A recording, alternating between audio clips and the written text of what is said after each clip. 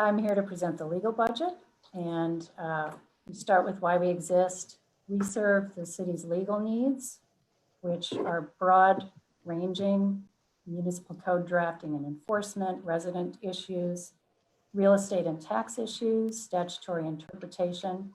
We also have the risk and human rights departments, and we handle a lot of litigation and advise the mayor's office and all of the city departments on whatever kinds of issues they have that come up. We save the city money by having essentially an in-house legal department, and we use outside counsel for very complex matters and some kinds of complex litigation.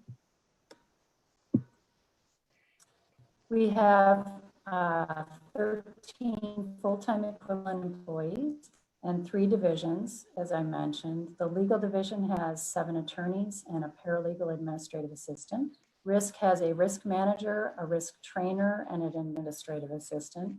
And human rights has a director who is also an attorney and an administrative assistant. In 2020, our focus has been on our usual supporting departments with all kinds of legal issues. We also have 4 major construction projects that have required a lot of legal time: the Trades District and 4th Street garages, the BPD training annex, and the Jordan River culvert upgrade by CBU, which is happening all the way down the Jordan River. We, like everyone else, were slammed by COVID.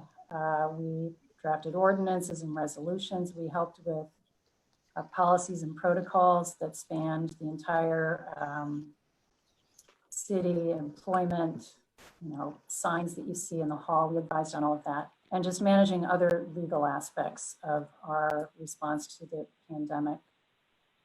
Litigation matters that we have been focusing on are: we still have an ongoing human rights case, a number of hand lawsuits related to the farmers market, which are being handled, well, it's just one right now, being handled by our insurance company, and several planning and zoning matters. The legal department supports the city's sustainability goals by serving on the climate action team, the affordable housing team, and we assist with efforts to address racial justice. Our 2020 budget update for our activity of legal counseling. Our goal is to achieve a contract with the firefighters union by the end of the year, and we're in active negotiations.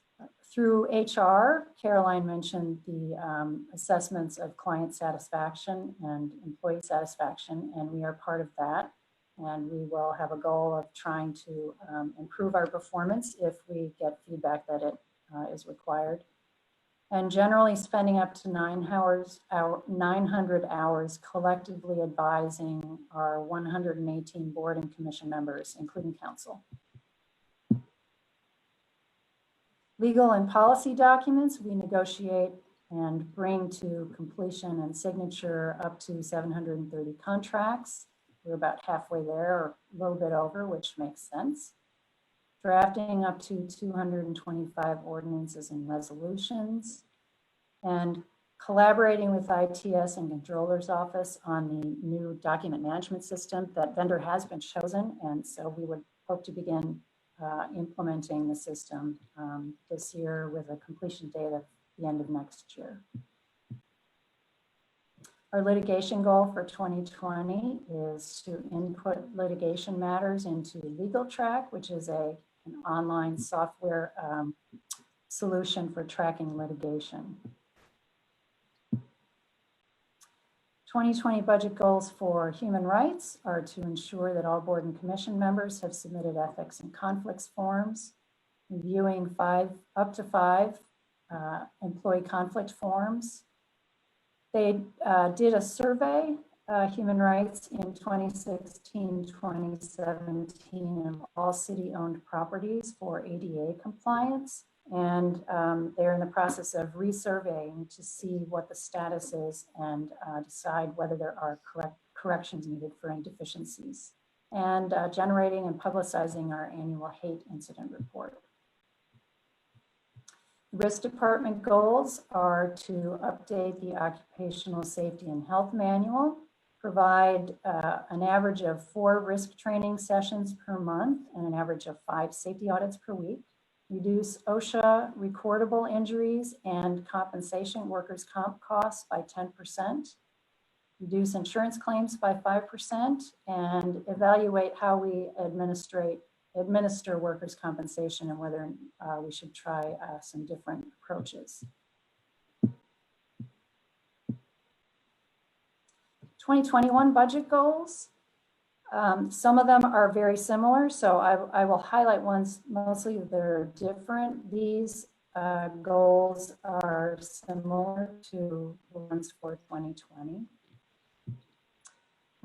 For legal and policy documents, we have 1 or 2 that are different. We have added entering into our database of property deeds that we retrieved before we destroyed a number of, it was over 300 boxes of very old documents that under our retention and destruction policy were due to be destroyed. And we retrieved the deeds and we will be entering those into the database. The rest of them, assisting with rewriting the utilities policies, procedures, and standards of service document. And we hope starting to enter legal documents into the new document management system.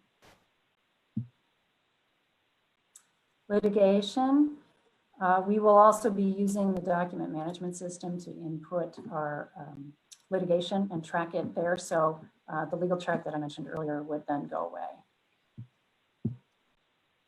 Human rights, a number of these goals are the same too, but 2 of them are new.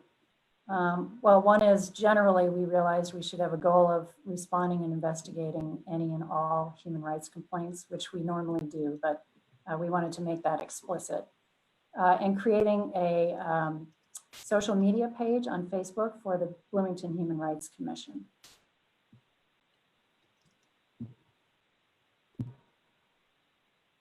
Risk management, the goals are the same in terms of the average of risk training sessions per month and audits per week. And again, all of these are the same goals as this year with, again, reductions.